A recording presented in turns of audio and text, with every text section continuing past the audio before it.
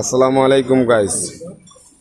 এই যে মিরপুর ভাসান টেক বেনারসি 1 নম্বর গেট আল সালাদিয়া হোটেল।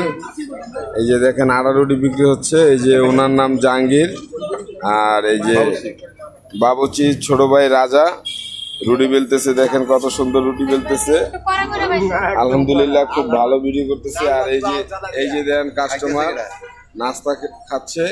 এই যে আপনারা যারা যারা নাস্তা খেতে চান, নাস্তা খেতে বেনারসি 1 নম্বর গেট চলে আসবেন।